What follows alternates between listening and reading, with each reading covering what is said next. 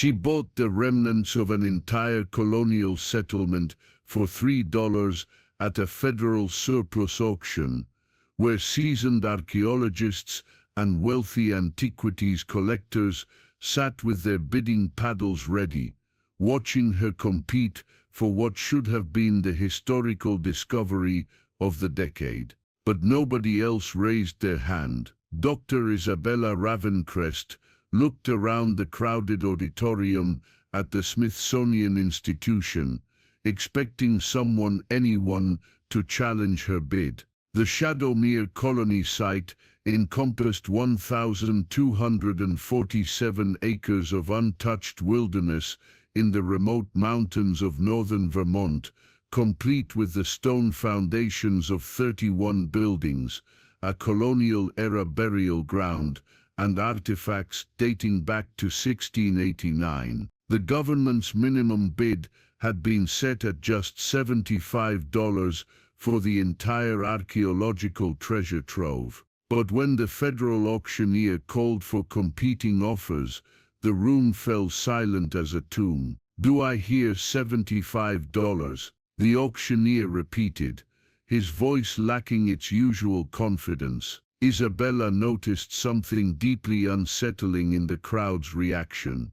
The assembled experts, professors from Yale, Harvard, and Princeton, private collectors worth millions, museum curators who would kill for a find like this, weren't looking at the projected images of colonial ruins with envy or competitive fire. They were looking at her with an expression that made her skin crawl. Pity, raw, unfiltered pity, as if she'd just volunteered to walk into a meat grinder instead of acquiring the research opportunity that could define her entire career. $50. The auctioneer tried again, desperation creeping into his voice. Still nothing, not a single paddle moved. $25 for 1,247 acres of historical significant colonial property.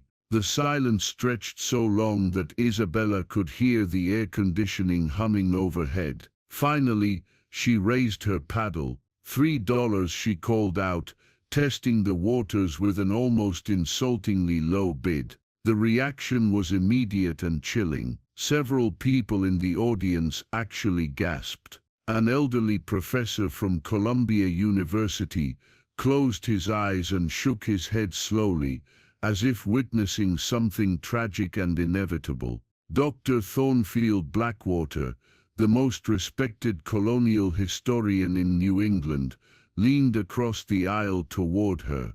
His weathered face was pale with genuine concern. "Isabella," he whispered urgently, using her first name despite their formal professional relationship, "you don't understand what you're doing. That place, nobody goes to Shadowmere anymore. There's a reason it's been sitting in federal custody for 43 years. But before Isabella could ask what he meant, the auctioneer's gavel came down with a sharp crack that seemed to echo through the auditorium like a gunshot. "Sold to Dr. Isabella Ravencrest for $3. The crowd began dispersing immediately, not with the usual post-auction chatter and networking, but in hurried, uncomfortable silence. People gathered their belongings and headed for the exits as if they couldn't escape quickly enough. But as Isabella approached the auction clerk's table to complete her purchase, she caught fragments of whispered conversations drifting through the dispersing crowd. Should have said something to stop her. 43 years since anyone tried to stay there overnight. Remember what happened to the Princeton expedition in '81? The Blackwood research team never came back. Some places are abandoned for good reasons." The federal clerk, a nervous young man with trembling hands, processed her paperwork with obvious reluctance. When Isabella asked about accessing the site's historical research files and previous expedition reports, he simply shook his head.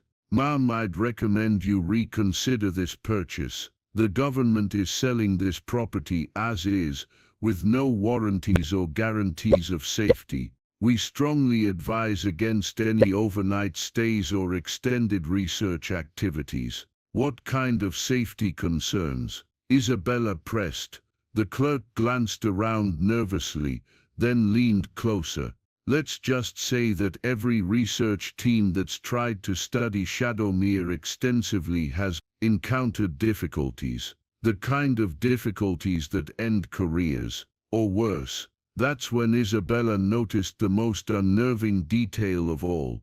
Every single person who had attended the auction was still in the auditorium, ostensibly packing up but actually watching her from a distance. None of them were heading to their cars or making exit conversation.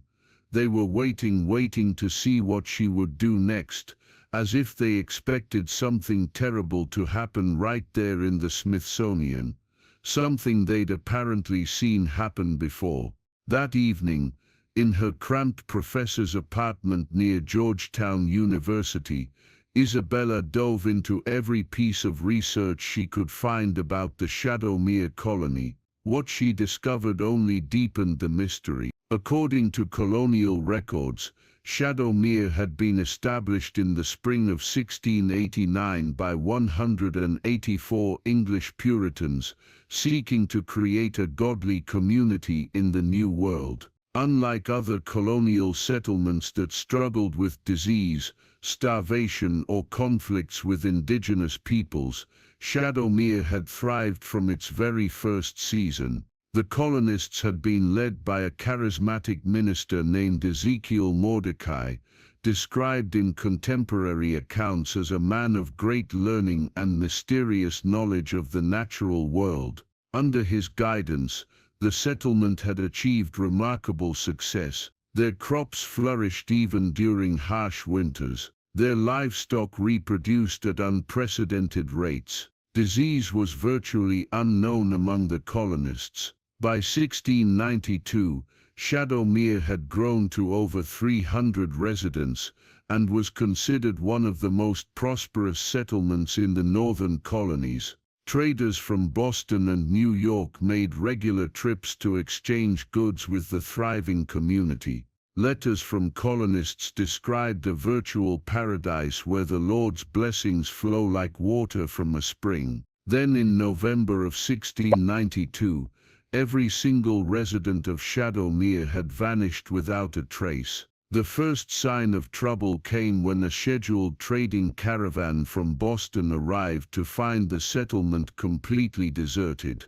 Meals sat half-finished on tables. Livestock wandered unfed in their pens. Personal belongings were scattered as if people had simply stopped whatever they were doing mid-activity and walked away. But there were no signs of violence, no evidence of struggle, no bodies, no graves. The colonial authorities who investigated found that even the settlement's extensive food stores were untouched. Whatever had caused 300+ people to disappear, it hadn't been starvation, disease, or attack. The mystery had baffled historians for over 330 years. Theories ranged from mass migration to unknown territories, to catastrophic natural disasters, to supernatural interventions. But no evidence had ever been found to support any explanation. Isabella's research revealed an even more disturbing pattern.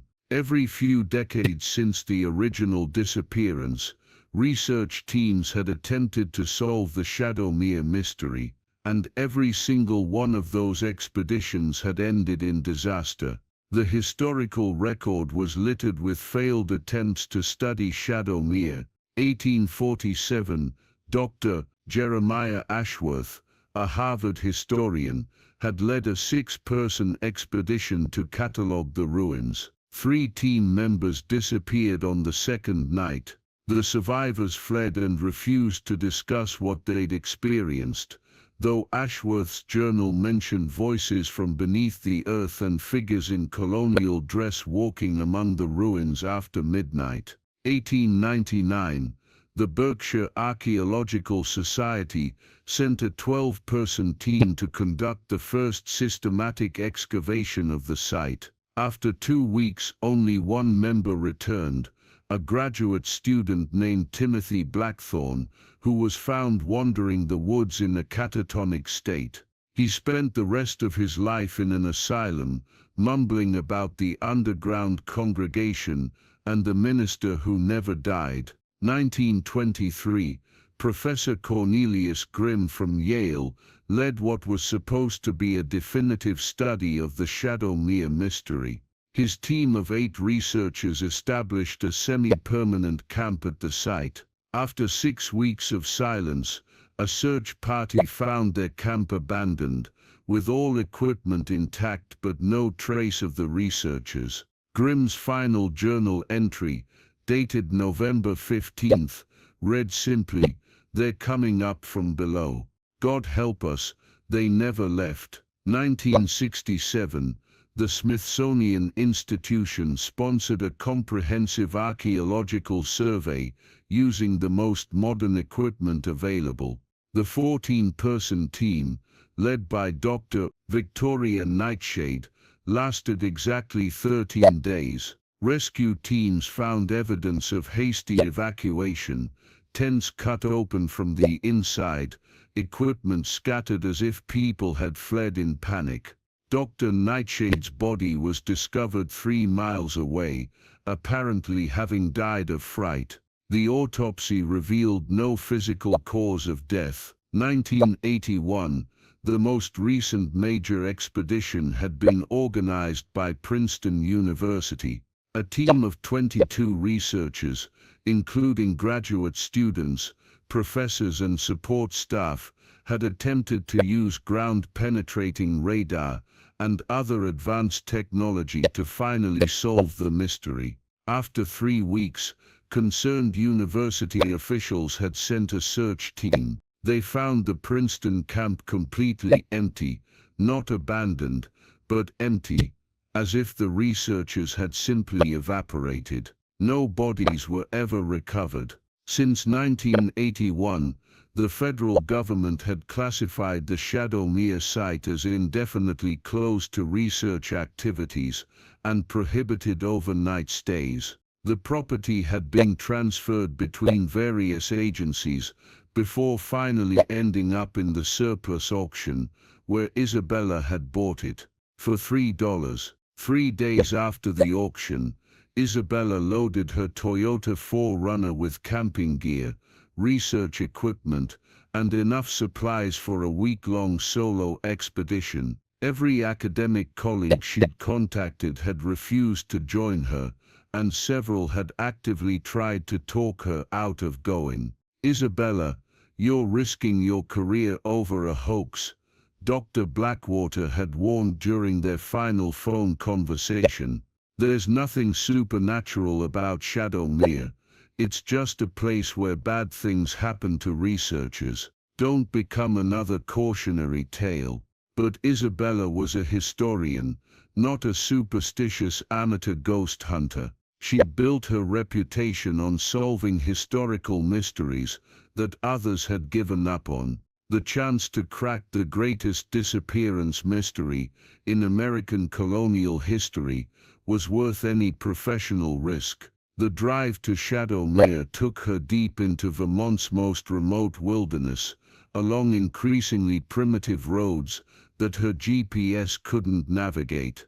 The final 20 miles were accessible only by a logging road that hadn't been maintained in decades, full of potholes deep enough to swallow her vehicle's tires. Ancient maple and pine trees pressed close on both sides of the narrow track, their branches forming a canopy so thick that midday felt like twilight. The deeper she drove into the forest, the more isolated she felt from the modern world. Her cell phone had lost signal hours ago, and her radio picked up only static. According to her historical maps, the Shadowmere Colony had been built in a natural valley, surrounded by 3 mountain peaks, Mount Grim to the north, Mordecai Ridge to the east, and Ashworth Summit to the west. The geography had provided natural protection from harsh weather and hostile forces,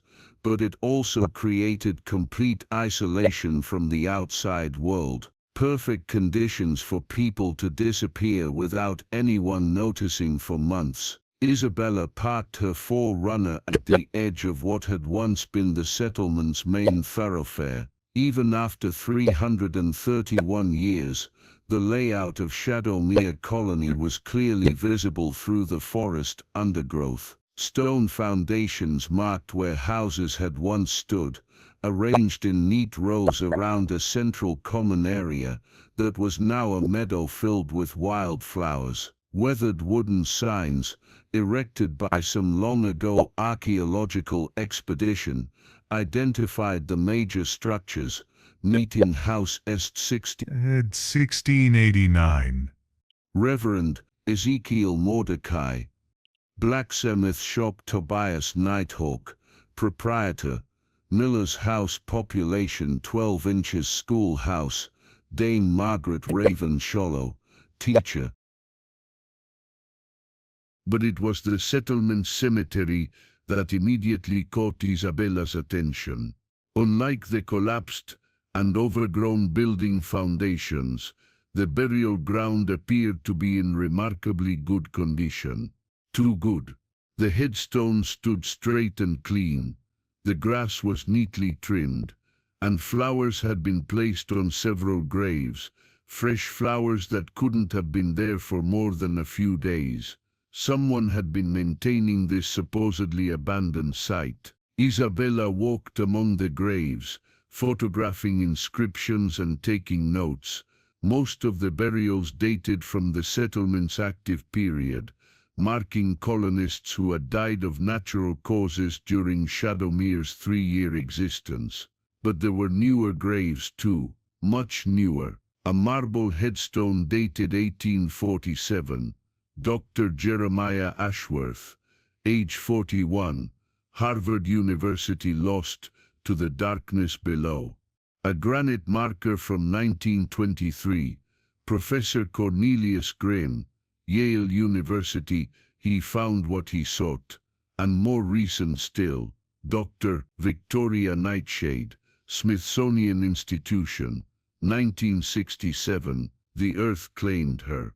Someone had been burying researchers at this supposedly abandoned site for nearly 2 centuries. People who had come here to study the original mystery, just as Isabella had. The implications were chilling. Either locals had been recovering the bodies of failed expeditions and burying them here out of respect, or something else entirely was happening at Shadowmere. At the center of the settlement stood the largest and most intact structure, the stone foundation of what the signs identified as the original meeting house. Unlike the other ruins, this building's basement level was still largely complete, sealed with a heavy wooden door that looked far too new for a 17th century colonial structure. The door bore multiple layers of warnings in different languages and from different time periods, carved into the wood itself, in what looked like 17th century script. The congregation meets below, painted in faded letters from the 1800s, danger, authorized personnel only. A metal plaque from the mid-1900s, federal property, no trespassing. Fresh spray paint, probably applied within the last few years. They're still down there. Run. Isabella tried the heavy iron handle, and was surprised to find it turned easily. Too easily. As if someone had been regularly oiling the mechanism despite the building's apparent abandonment for decades. The door swung open on well-maintained hinges, revealing a stone staircase descending into darkness. Isabella clicked on her high-powered flashlight and began her descent into the meeting house basement. The stone steps were worn smooth by centuries of foot traffic, and the walls were lined with carved religious inscriptions in multiple languages, English, Latin, and symbols she didn't recognize. The basement was larger than she'd expected, extending far beyond the building's foundation footprint. Modern camping equipment was stacked against one wall: sleeping bags, battery-powered lanterns, research instruments, and boxes of supplies that someone had abandoned in apparent haste. Fresh batteries were stacked in military surplus containers. A camp stove showed recent use. Scattered notebooks and papers suggested that someone had been living down here, conducting research, within the last few months. But it was the floor that made Isabella's blood run cold, and her hands shake as she adjusted her flashlight beam. The entire basement floor was covered with trapdoors, dozens of them cut into the wooden planks in a precise grid pattern that seemed to correspond to the layout of the settlement above ground. Each trapdoor was secured with heavy chains and modern padlocks, but Isabella could see that several had been opened recently. The wood around the hinges was scraped and worn from frequent use. She knelt beside the nearest trapdoor and peered through gaps in the boards. Below, a tunnel extended into darkness, lined with the same expertly cut stone used in the meeting house foundation. The tunnel was wide enough for two people to walk side by side, and tall enough that even someone of above-average height wouldn't need to duck. This wasn't a simple root cellar or storage area. It was a deliberately engineered construction project, built with the same care and permanence as the colonial buildings above ground. The tunnels appeared to connect beneath the entire settlement, creating an underground network that mirrored the surface community. Isabella illuminated more of the subterranean space with her flashlight. The craftsmanship was extraordinary. Walls fitted with stone so precisely that mortar was barely visible, drainage systems to prevent flooding, even carved niches that had once held torches or oil lamps. The original colonists had built a second settlement beneath the first one, a hidden community that could house hundreds of people in complete secrecy. But why? What had driven 300 colonists to construct an elaborate underground refuge? And where were they now? As Isabella examined the tunnel entrance more closely, she noticed details that made her heart race with a mixture of excitement and terror. Fresh footprints in the tunnel dirt, dozens of them, showing recent traffic. The prints were unusual.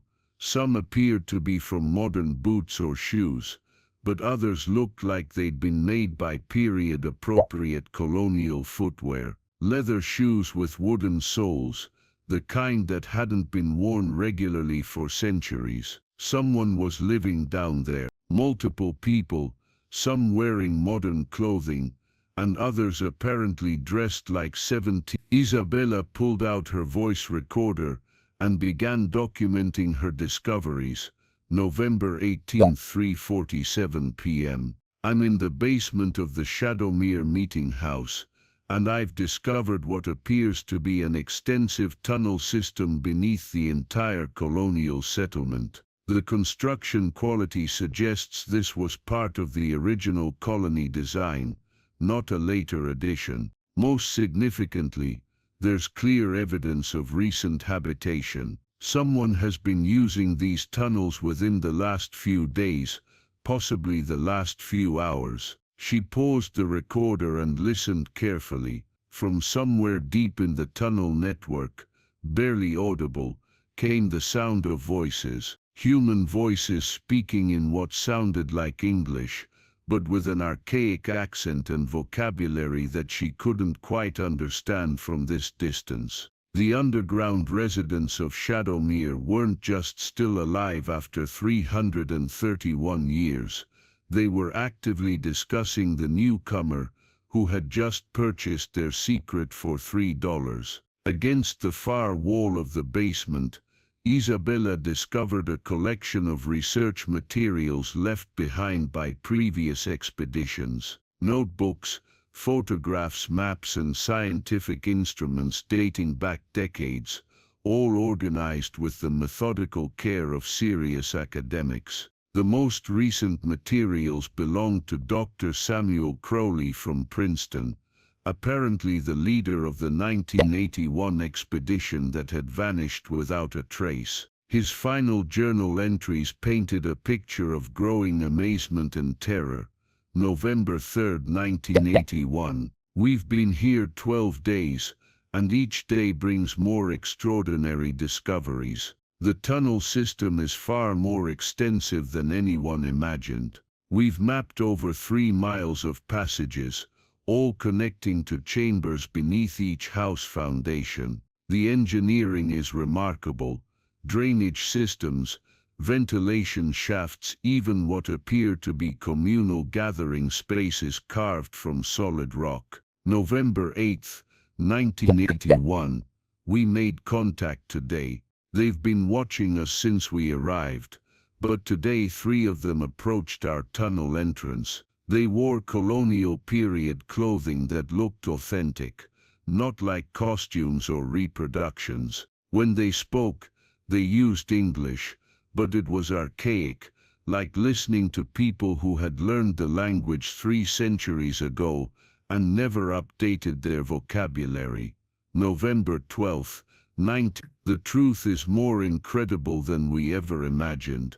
The colonists didn't disappear in 1692. They went underground, all of them. They've been living in these tunnels for nearly 3 centuries, maintaining their original community structure, their original religious practices, even their original way of life. They call themselves the Congregation Below. November 15, 19. They've invited us to witness their Sunday service. It will be held in what they call the Great Chamber, a massive underground hole we haven't been able to locate yet. Dr. Richardson thinks this could be the archaeological discovery of the century. The opportunity to study a living colonial community that has remained unchanged for 300 years is unprecedented. November 17. Very wrong. The service we witnessed, it wasn't Christian worship. It wasn't anything I can adequately describe. The minister Ezekiel Mordecai is still alive, still leading the congregation. He hasn't aged in 300 years. None of them have. They're not human anymore. Not in any way we understand humanity. The journal ended there. According to the historical record, Dr. Crowley and his entire team had vanished 2 days later. As evening approached, Isabella faced the same decision that had confronted every researcher before her. She could return to civilization with the evidence she'd found, report her discoveries through official academic channels, and probably never see Shadowmere again. Or she could stay the night and attempt to make contact with the congregation below. The rational part of her mind screamed that she should leave immediately. The pattern of disappearances, the ominous journal entries, the fresh graves in the cemetery, everything pointed to Shadowmere being genuinely dangerous for researchers. But Isabella was more than just a historian. She was a scholar who had dedicated her life to uncovering truth, no matter how uncomfortable or challenging.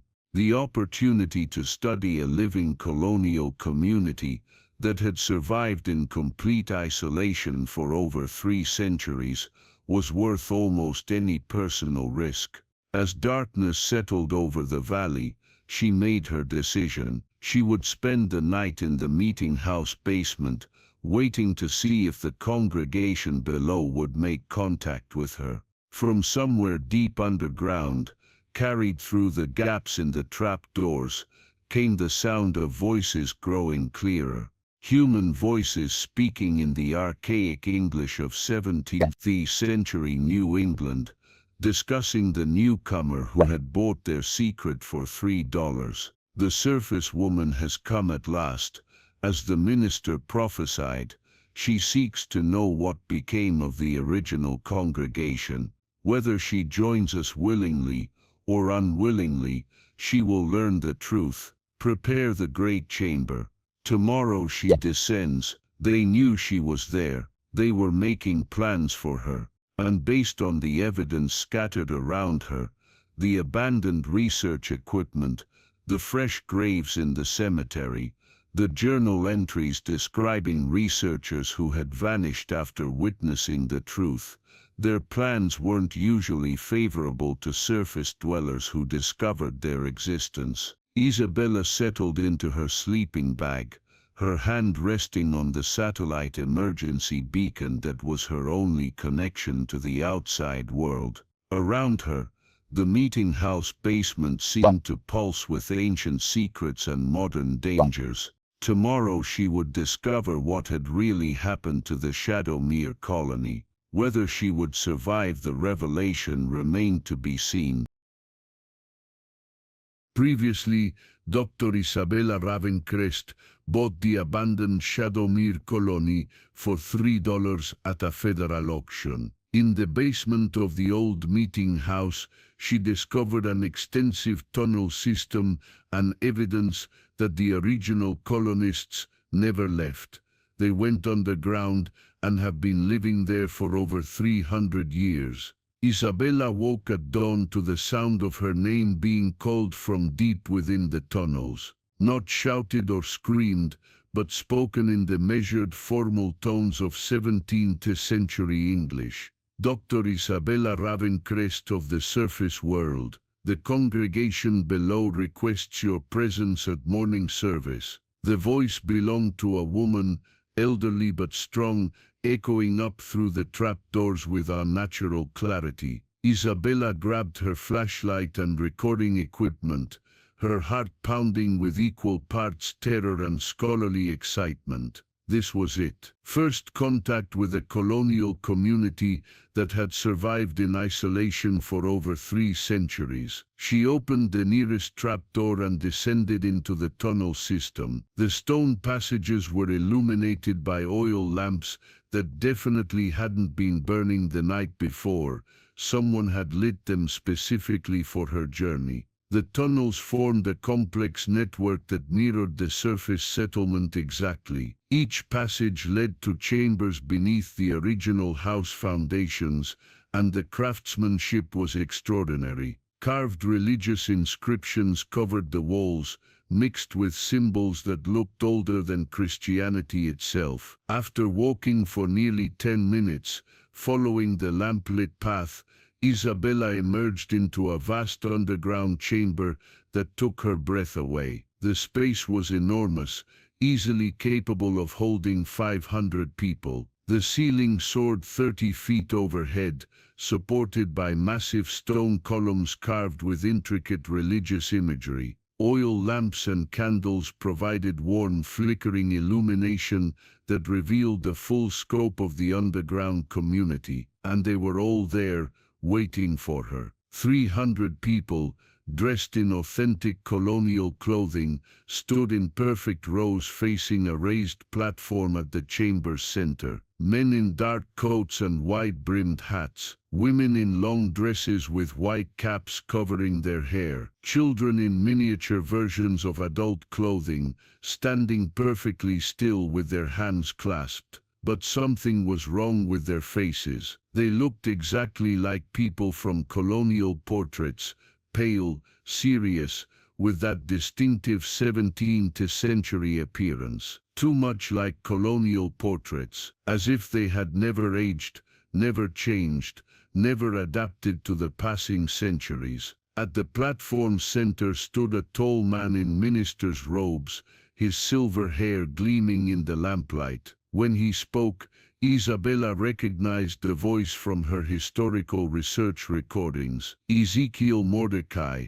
the original leader of Shadowmere Colony, still alive after 331 years. Welcome, Dr. Ravencrest, to the true Shadowmere, the community that never ended, never failed, never disappeared. We have been expecting you. Mordecai's eyes fixed on Isabella with an intensity that made her skin crawl. Up close she could see that his face wasn't quite right, too smooth for his apparent age, too symmetrical, as if it had been carved rather than born. You wonder how we have survived so long, he continued. The answer lies beneath your feet. The minister gestured, and several colonists moved to pull back a large carpet in the chamber's center, revealing a circular stone platform carved with symbols that definitely predated European colonization. When we arrived in 1689,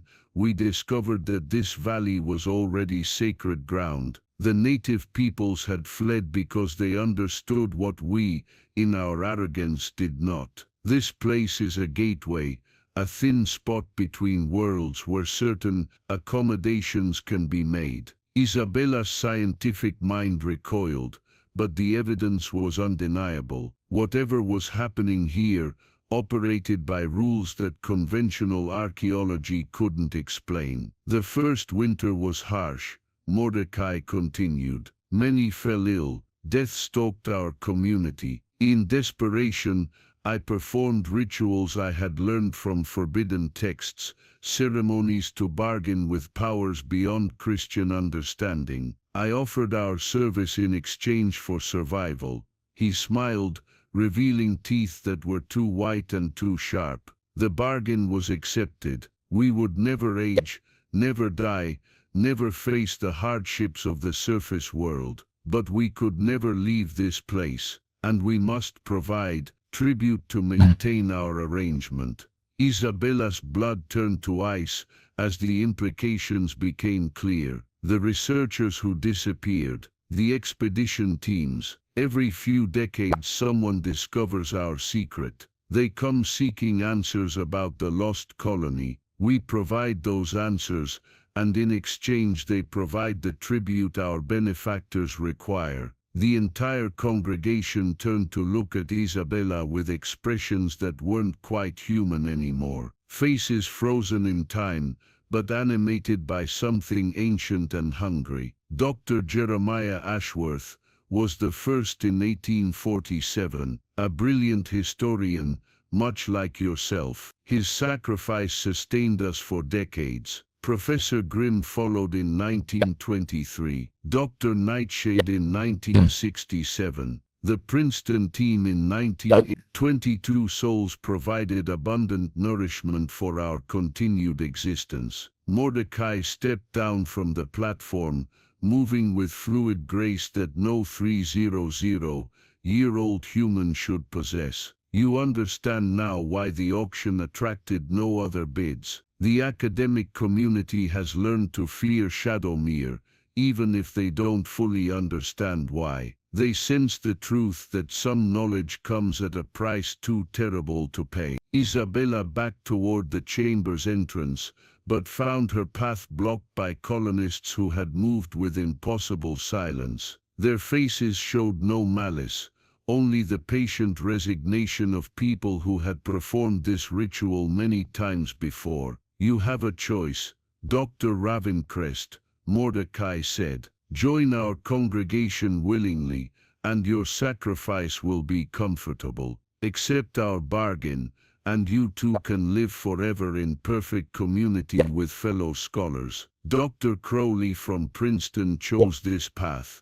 He remains with us still, conducting his research in perpetuity. The minister gestured toward a figure in the crowd, a man in 1980s clothing, whose face bore the same unnatural preservation as the original colonists. Or resist, and your final moments will serve as a reminder to future visitors about the futility of opposing powers beyond mortal comprehension. Isabella's hand found the satellite emergency beacon in her pocket, the device that was her only connection to the outside world, her only chance of survival. But as her fingers closed around it, she realized something that changed everything. You made a mistake, Isabella said, her voice steadier than she felt. You told me this place is a gateway, that you can't leave. But if that's true, how did you arrange for the property to end up in a federal auction? How did you ensure that only one person would bid? Mordecai's ancient features flickered with something that might have been surprise. You've been manipulating researchers for decades, luring them here with the promise of solving a historical mystery. But that means you have allies on the surface, people who help maintain your feeding schedule. The terrible truth crystallized in Isabella's mind. The federal clerk who processed my purchase, Dr. Blackwater who tried to warn me away, the auctioneer who seemed so nervous. They're all part of it, aren't they? A network of people who help you select and acquire your tribute. Isabella activated the emergency beacon, but instead of calling for rescue, she did something that caught the congregation completely off guard. She began live-streaming everything to her university's archaeological database. This is Dr. Isabella Ravencrest, transmitting from the Shadowmere Colony site in Vermont. I am documenting evidence of a conspiracy involving federal agents, university officials, and other parties who have been systematically feeding researchers to what appears to be a supernatural entity inhabiting this location. Mordecai lunged toward her, but Isabella was already moving, dodging between the stone columns while continuing her broadcast. The academic community needs to know that Shadowmere Colony isn't abandoned. It's a trap, maintained by people in positions of authority, who sacrifice their colleagues to maintain some kind of otherworldly bargain. The live stream triggered automatic alerts to law enforcement, university administration, and archaeological oversight committees. Within hours, multiple agencies were converging on the Shadowmere site. But the real breakthrough came from Isabella's revelation about the surface conspiracy. When investigators examined the federal auction records, Dr. Blackwater's communications, and the auctioneer's financial records, they uncovered a network of complicit officials who had been directing researchers to Shadowmere for decades. The supernatural elements couldn't be prosecuted, but the human conspirators could be. Federal agent Marcus Thornfield, who had been falsifying auction documents, was arrested at his office in Washington. Dr. Blackwater, whose warnings had been designed to make researchers more curious rather than less, faced criminal charges for conspiracy to commit murder. The auctioneer, who had been paid to ensure that specific researchers would win the Shadowmere property, confessed to his role in dozens of disappearances. As for the congregation below, when rescue teams arrived at the site, they found only empty tunnels and a vast underground chamber containing the personal effects of missing researchers dating back to 1847. Whatever power had sustained the colonial community for 3 centuries had apparently been broken by Isabella's exposure of their surface allies. Isabella's experience at Shadowmere changed her fundamentally. She established the Ravencrest Institute for Archaeological Safety, dedicated to investigating dangerous historical sites and protecting researchers from both human and unexplained threats. The Shadowmere site was permanently sealed by federal order, but Isabella's documentation led to policy changes throughout the academic community. New protocols were established for solo research expeditions, and oversight committees now investigate any historical site with a pattern of researcher disappearances. Most importantly, Isabella had learned something about herself that she'd never suspected. When faced with impossible circumstances and ancient powers, she hadn't despaired or surrendered. She'd found a way to turn the situation against her adversaries and protect future researchers from the same fate. The $3 she'd paid for Shadowmere Colony had purchased more than just property. It had revealed her own capacity for courage under pressure, and her unwillingness to let evil triumph, even when that evil operated beyond conventional understanding. Dr. Isabella Ravencrest was no longer just a historian studying the past. She was a protector ensuring that certain dark chapters of history would never be allowed to continue repeating themselves. And that was worth far more than any archaeological discovery could ever be.